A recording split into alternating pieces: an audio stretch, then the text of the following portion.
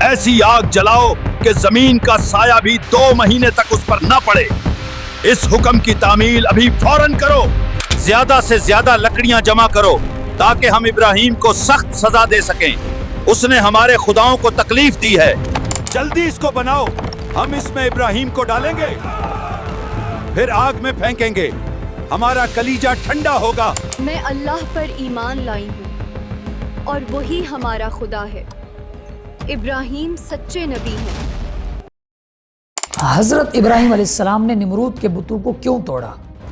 اس کی جرات کیسے ہوئی کہ اس نے میرے خداؤں کو تکلیف دی ہے؟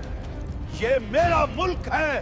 نمرود جو خود کو خدا کہلواتا تھا، اس کے نوکر اس کے سر میں جوتے کیوں مارتے تھے؟ نمرود کی بیٹی حضرت ابراہیم علیہ السلام پر ایمان کس وجہ سے لائی تھی؟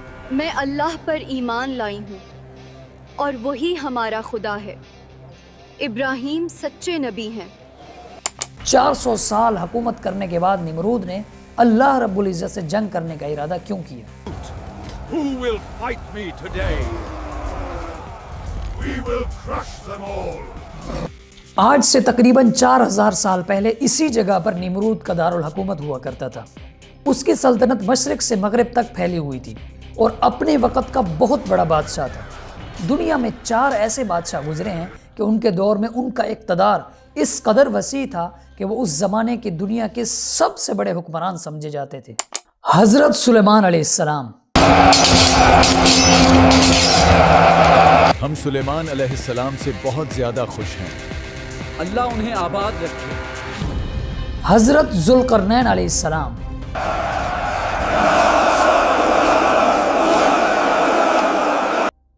نمرود.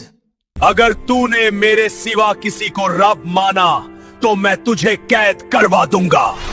اور بخت نصر.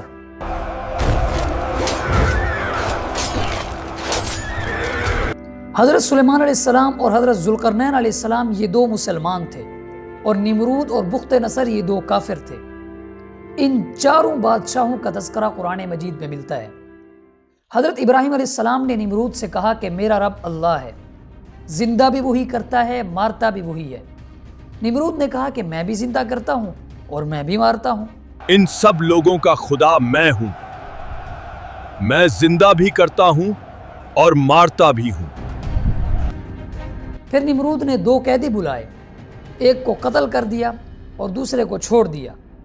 تو نمرود نے کہا دیکھو میں بھی مارتا ہوں اور چھوڑتا ہوں.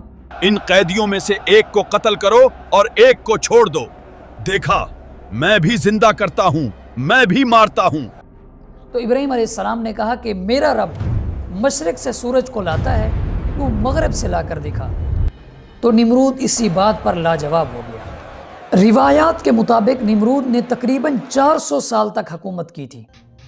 ایک مرتبہ قوم شہر کے باہر تہوار منانے گئی تو حضرت ابراہیم علیہ السلام نے تمام بتوں کو توڑ دیا اور ایک بہت بڑے بت کو چھوڑ دیا اور کلہڑا اس پر رکھ دیا. جب قوم واپس آئی تو دیکھا کہ سارے بت ٹوٹے ہوئے ہیں. تو انہوں نے کہا کہ ضرور یہ ابراہیم علیہ السلام نے توڑے ہوں گے. مجھے یقین ہے ہمارے خداؤں کو ابراہیم نے توڑا ہے. ہم اس کو نہیں چھوڑیں گے، اسے شہر سے نکال دیں گے. ابراہیم علیہ السلام سے پوچھا گیا کہ یہ آپ نے کیا ہے؟ تو حضرت ابراہیم علیہ السلام نے جواب دیا کہ مجھ سے کیوں پوچھتے ہو؟ اس بڑے بت سے پوچھو جس کے کندھے پر کلہاڑا ہے. مجھ سے کیوں پوچھتے ہو؟ تم اپنے بڑے خدا سے پوچھو کہ انہیں کس نے توڑا ہے. پوری قوم جانتی تھی کہ بت نہیں بول سکتے. دیکھو ہم بھی جانتے ہیں کہ مورتیاں نہ سن سکتی ہیں، نہ بول سکتی ہیں، لیکن ان سے کیسے پوچھیں گے ہم؟ پھر پوری قوم یہ کہتی ہوئی واپس لوٹی کہ ہم خود ہی ظالم ہیں. ہم نے اپنی جانوں پر ظلم کیا ہے. جب پوری قوم حضرت ابراہیم علیہ السلام کی تبلیغ سے تنگ آئی تو نمرود نے ایک بہت بڑا ہیبت ناک آتش کا تیار کرنے کا حکم دیا. ایسی آگ جلاؤ کہ زمین کا سایہ بھی 2 مہینے تک اس پر نہ پڑے. اس حکم کی تعمیل ابھی فوراً کرو. 1 مہینے تک لکڑیاں جمع ہوتی رہیں اور آگ جلتی رہی. زیادہ سے زیادہ لکڑیاں جمع کرو تاکہ ہم ابراہیم کو سخت سزا دے سکیں. اس نے ہمارے خداؤں کو تکلیف دی ہے. آگ کی شدت اتنی زیادہ تھی کہ فضا میں اڑنے والے پرندے بھی اس کی تپش سے جل کر گر جاتے تھے۔ کوئی شخص آگ کے قریب جانے کی ہمت نہیں کرتا تھا۔ پھر انہوں نے سوچا کہ حضرت ابراہیم علیہ السلام کو آگ میں کیسے ڈالا جائے۔ میں یہ سوچ رہا ہوں کہ آگ کی شدت بہت زیادہ ہے، تو اس آگ میں ابراہیم کو کیسے ڈالا جائے؟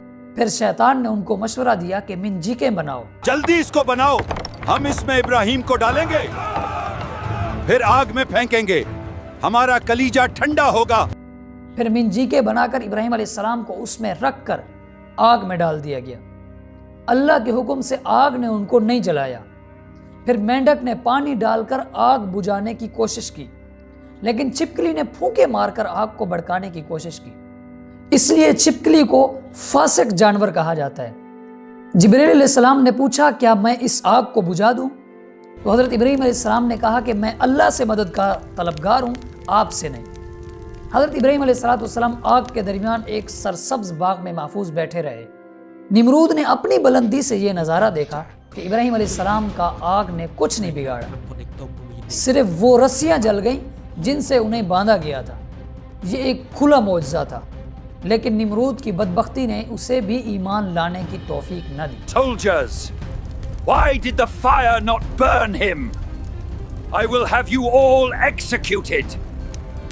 تو نمرود کی بیٹی نے یہ منظر دیکھا کہ آگ بھڑک رہی ہے مگر ابراہیم علیہ السلام اس میں سلامت ہیں۔ یہ دیکھ کر وہ سمجھ گئی کہ یہ معجزہ ہے اور حضرت ابراہیم علیہ السلام کا رب سچا ہے۔ چنانچہ اس نے توحید کو قبول کر لیا اور اللہ پر ایمان لے آئی۔ I believe in Allah. Ibrahim is the true messenger of Allah. پھر نمرود نے سوچا کہ ابراہیم علیہ السلام کا خدا آسمان پر ہے، اس سے جنگ کروں گا۔ پھر اس نے بلند و بالا عمارت بنائی۔ جیسے ہی عمارت کے اوپر پہنچا تو اس نے دیکھا کہ آسمان جتنا زمین سے دور نظر آتا تھا اس سے بھی زیادہ دور عمارت کے اوپر سے نظر آ رہا ہے۔ پھر نمرود نے آسمان کی طرف تیر چلائے تو وہ تیر خون آلود ہو کر واپس لوٹے۔ تو نمرود نے کہا دیکھو، نعوذ باللہ، میں نے آسمان کے خدا کو شکست دے دی ہے۔ I have defeated the God of Ibrahim. ایک دن نمرود اپنی عظیم و شان فوج کے ساتھ سورج نکلنے کے وقت میں میدان میں کھڑا تھا، اپنی طاقت پہ نازاں تھا۔ اچانک افق سے ایک سیاہ بادل نمودار ہوا۔ نمرود سمجھا کہ شاید یہ بارش کا بادل ہے، لیکن وہ مچھروں کا ایک لشکر تھا جسے اللہ نے بھیجا تھا۔ یہ مچھر تعداد میں اتنے زیادہ تھے کہ انہوں نے سورج کی روشنی کو ڈھانپ لیا تھا اور دن کو رات میں بدل دیا تھا۔ مچھروں نے نمرود کی فوج پر حملہ کر دیا۔